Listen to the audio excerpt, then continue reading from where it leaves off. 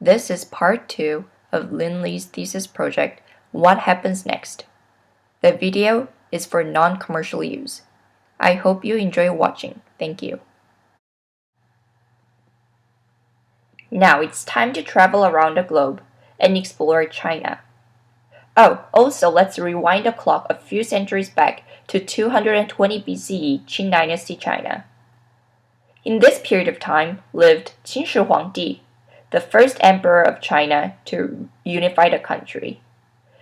You may also know him better as the emperor who built the Great Wall of China. Qin Shi Huangdi was a little bit obsessed with death and afterlife. He wanted to live forever and rule his grand empire forever. He sent a team of young men and women to a quest to find the legendary plant that would maintain his youth eternally. Meanwhile, the emperor began to build a massive mausoleum. His plan was that after his death, he would rest in his mausoleum until his team on the quest would return with a miraculous plant. He believed that then he will be reawakened and he could retake and re-rule his empire.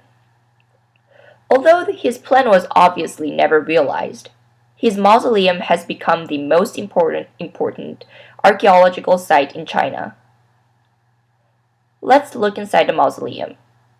Qin Shi Huangdi thought his position as the emperor would be maintained in afterlife.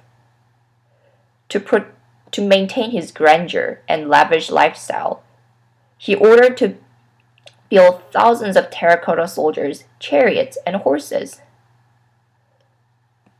The size of these terracotta soldiers and the military is actually similar to his real entire military. What is more fascinating is that every terracotta soldier has different facial expression, physique, and body pose. Besides the military, the emperor also included his daily objects, clothes, food, and even his slaves in his mausoleum.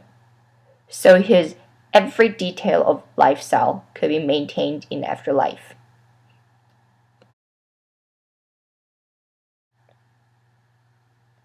The culture of building tombs for afterlife continued for 1,000 years. In Han Dynasty, the dynasty after Qin, not only the emperors built extravagant tombs, but also the nobles and the regional rulers built their own tombs. The most well-preserved tomb is the one of Lady Dai, the wife of Marquis of Zhong. Her body was so well preserved that the scientists could identify some of her facial features, her age when she died, and even the cause of her death. How was the body so well preserved? Well, because the body was covered in more than 20 layers of clothes, including her undergarments, formal dress, and coat beaded with jewelry. Like the Egyptian coffins, this noble woman was buried in multiple sarcophagi, or coffins, and they were covered in a lavish banner. The subject matter of the banner is quite interesting. Let's have a closer look. The banner is embroidered with instructions of how to attend the deceased. It instructs the descendants how to please the deceased spirit and how to commemorate them with sacrifices and offerings every year. In Lady Dai's tomb, next to her coffin, the archaeologist not only found her daily objects such as plates and cups, but they also found tiny sculptures of musicians, a complete set of her makeup kit, and a scroll of instructions.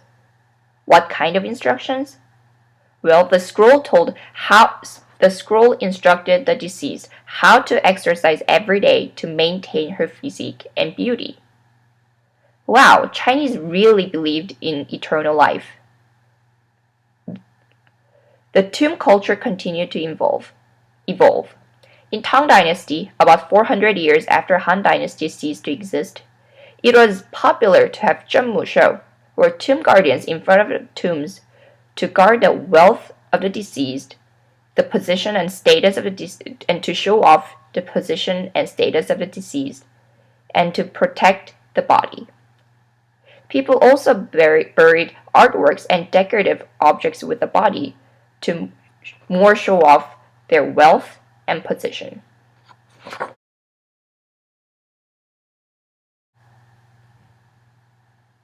So why did Chinese spend so much manpower and money to build such tombs for the dead? There are several reasons. First, you have to understand that China did not believe in one religion.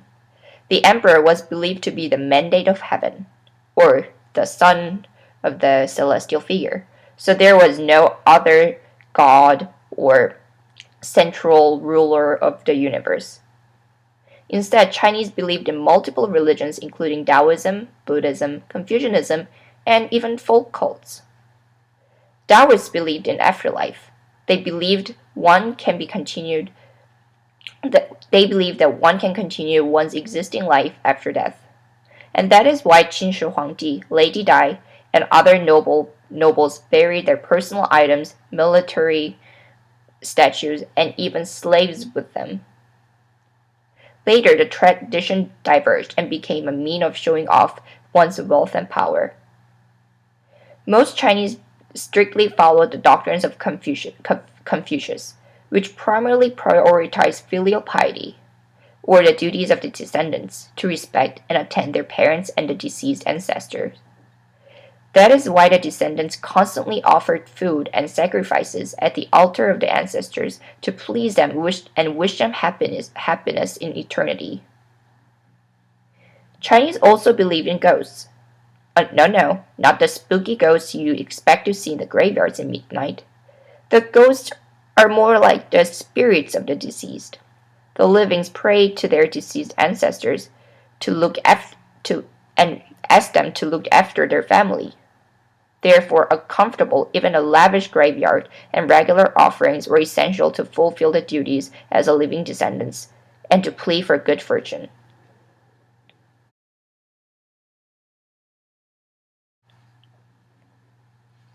Not long ago, I mentioned that Chinese accepted the Taoist concept of afterlife. So did Taoists believe in heaven and hell too? Of course they did. Surprisingly, like the Christians, Chinese believed in punishment for sinners and rewards for the good deeds after death. We're about to look into the Tang Emperor Taizong's version of hell. You'll be amazed how similar some aspects are to the one of Dante. Emperor Tang Taizong claimed to have dreamed himself traveling through 10 courts of hell with a dragon guardian. When he woke up, he recorded his dream down and wrote it into a story. If you remember from the last video, Dante's story of hell was quite scary, and the artworks about the Last Judgment and the map of hell induced fear among the viewers. The purpose of such seriousness was to motivate people to repent their sins and become good Christians. Well, Tang Taizong's story about his journey to hell definitely teaches the readers similar lessons. However, the story was widely adapted into different stories and theater pieces. So, the purpose of the story is not to teach people, but also to entertain people. The scrolls you are about to see are actually from 1700s and 1800s. The original paintings are mostly destroyed, and the ones I'm about to show you are used in different kinds of illustrations for a book or a play. Therefore, when you look at these images, you will actually not be frightened at them. Actually, you will be entertained at these comical but gruesome punishments. So let's look at a few among the 10 stages.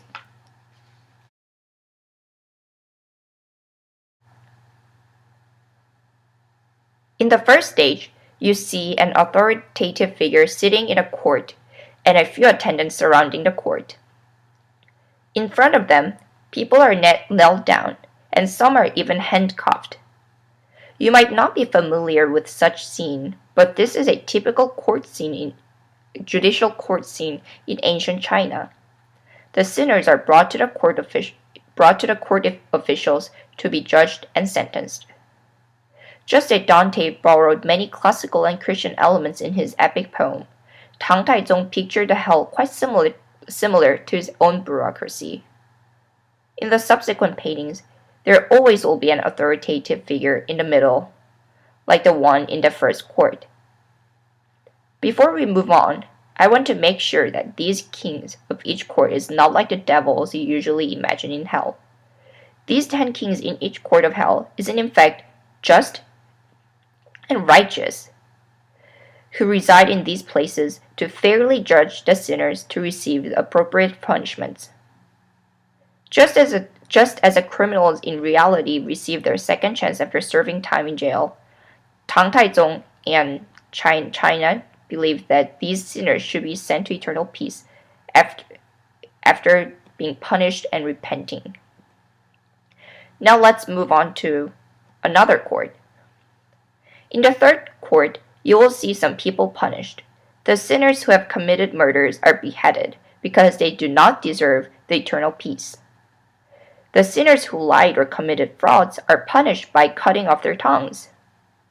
Unlike Dante's vision of hell, where each stage is for a specific sin, such as fraud or treachery, the courts of hell are not decisively divided by sins, but more by seriousness of the crime. Observe these punishments in these courts. Just as these courts resemble the Chinese bureaucratic court, the punishments such as being tied to the poles or being beaten or being cut resemble the punishments in reality in ancient China. In the bottom of the ninth court, you can also observe some sinners being bitten by snakes. That's because Chinese perceived snakes as evil animals that bring bad omens. Looking through all these courts, do you find these paintings more comic or more gruesome?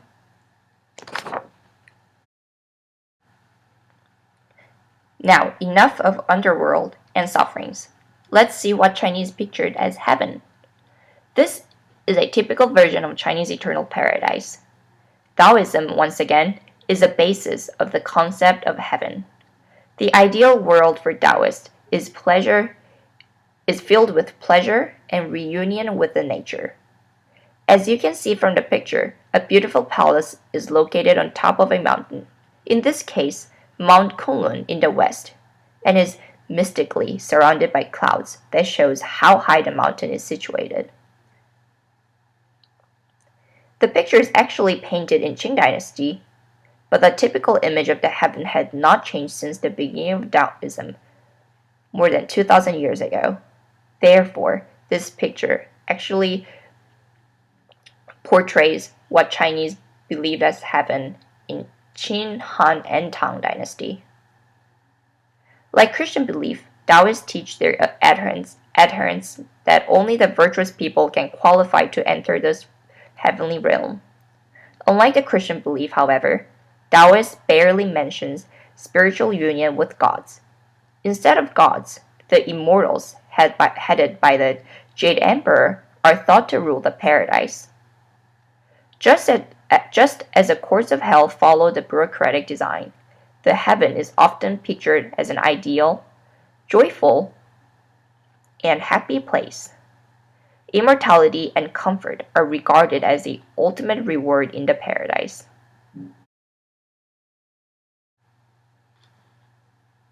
We have learned so much about the Western and Eastern beliefs in death and afterlife today.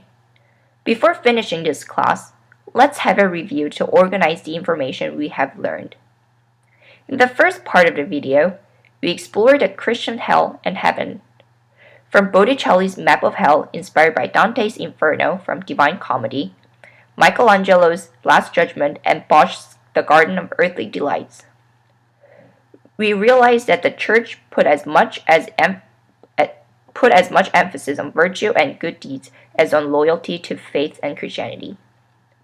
Chinese hell and heaven also taught people to be virtuous in their paintings related to death and afterlife. However, more was focused on preserving the dead and the duty of the descendants. Unlike the Christian concept of afterlife, Chinese perception of eternity was less spiritual. It was more like an ideal version of reality. Despite these differences, it was fascinating to see how all two cultures, half a globe apart, all prioritize virtue above everything else. Pictured heaven as a mystical place full of joy and youth, and imagined hell as a multi-stage realm with cruel punishments. We often can infer something bigger from specifics. I hope you have realized that no matter where people are from and how different they appear on the surface, all people are alike. All people are alike inside and connected by certain universal truth. Thank you for watching this video.